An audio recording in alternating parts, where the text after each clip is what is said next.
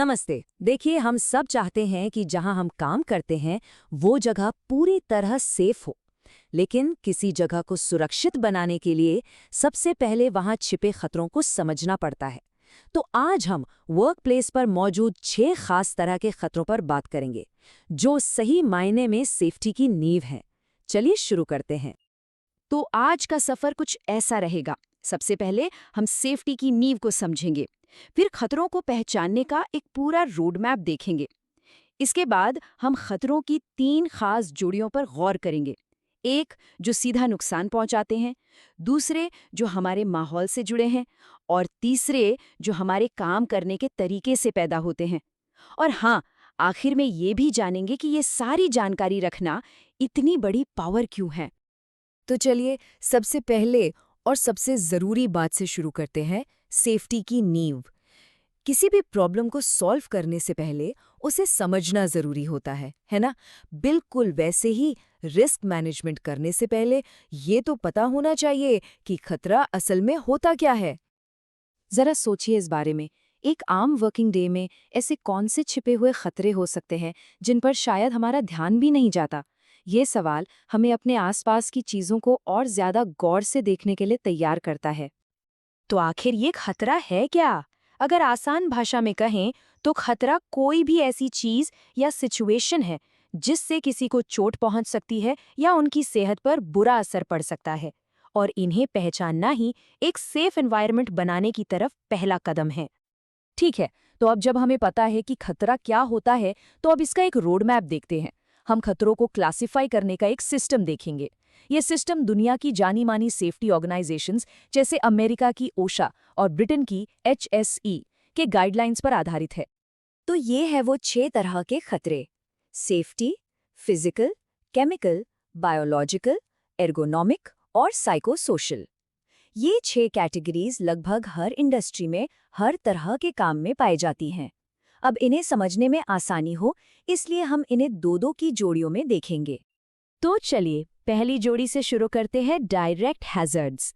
इसमें वो खतरे आते हैं जो हमें सीधा और तुरंत नुकसान पहुंचाने का पोटेंशियल रखते हैं। सेफ्टी हैजर्ड्स का मतलब है ऐसी खतरनाक सिचुएशन जो फौरन चोट पहुंचा सकती है। जैसे जरा सोचिए, ऑफिस का गीला फर्श जिस पर कोई भी फिसल सकता है, या रास्ते में पड़ा कोई सामान जिससे ठोकर लग सकती है, बिजली के खुले तार, या फिर ऐसी मशीनें जिनके घूमने वाले पार्ट्स कवर नहीं किए गए हैं। ये सब क्लासिक सेफ्टी हैजार्ड्स हैं। अब बात करते हैं फिजिकल हैजर्ड्स की। ये थोड़े अलग हैं। ये ऐसे एनवायरमेंटल फैक्टर्स हैं जो आपको छुए बिना भी नुकसान पहुंचा सकते हैं, जैसे कि मशीनों का बहुत तेज शोर, पावर टूल्स से होने वाला लगातार वाइब्रेशन, बहुत ज़्यादा गर्मी या फिर रेडिएशन। तो देखिए, सेफ्टी हैजर्ड से कट सकता है, फ्रैक्चर हो सकता है, कोई गिर सकता है।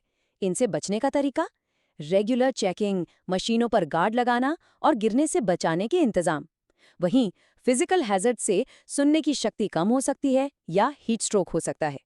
इसके लिए पर्सनल प्रोटेक्टिव इक्विपमेंट यानी PPE, सही वेंटिलेशन और लगातार मॉनिटरिंग बेहद जरूरी है। चलिए अब अगली जोड़ी पर आते हैं, एनवायरमेंटल हैजर्ड्स। ये वो खतरे हैं जो हमारे काम के माहौल में मौजूद किसी हानिकारक चीज या जीव से आते हैं।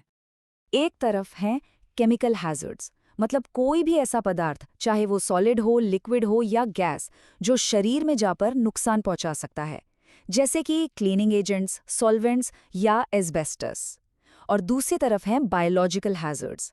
ये आते हैं किसी भी जीवित चीज से, जैसे बैक्टीरिया, वायरस या दीवारों पर लगने वाली फफूंद, जिसे मोल्ड कहते हैं।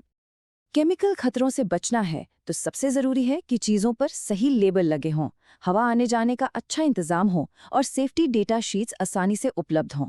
और जब बात बायोलॉजिकल खतरों की हो तो सबसे बेसिक और सबसे जरूरी चीज है साफ सफाई, खासकर हाथ धोना और जरूरत पड़ने पर वैक्सीनेशन जैसे उपाय। और अब आते हैं हमारी आखिरी जोड़ी पर, काम से जुड़े खतरे। और सच कहूं तो ये वो खतरे हैं जिन पर अक्सर लोगों का ध्यान ही नहीं जाता, लेकिन इनका असर बहुत गहरा होता है। अर्गोनॉमिक खतरे, ये सीधे सीधे हमारे शरीर पर पड़ने वाले स्ट्रेन से जुड़े हैं जो खराब डिज़ाइन की वजह से होता है।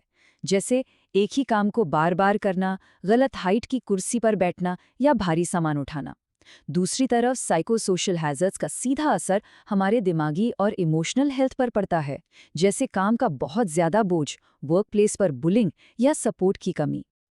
अगर काम करने का तरीका ठीक नहीं है तो पीठ दर्द और दूसरी परेशानियां होना तो आम बात है। इससे बचने के लिए एर्गोनॉमिक असेसमेंट और एडजस्टेबल फर्नीचर बहुत मदद करते हैं। और काम के प्रेशर से होने वाला स्ट्रेस और बर्नआउट, इसे हल्के में नहीं लिया जा सकता।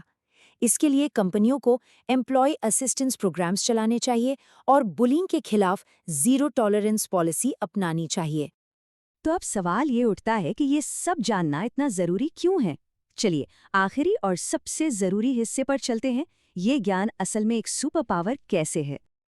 देखिए, जब इन खतरों की समझ होती है तो इसके कई ज़बरदस्त फायदे हैं।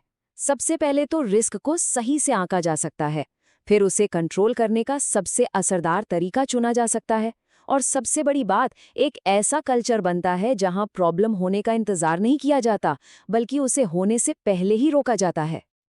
और जब ये पता हो कि खतरा किस तरह का है तो उसे कंट्रोल करने का सही तरीका भी चुन सकते हैं।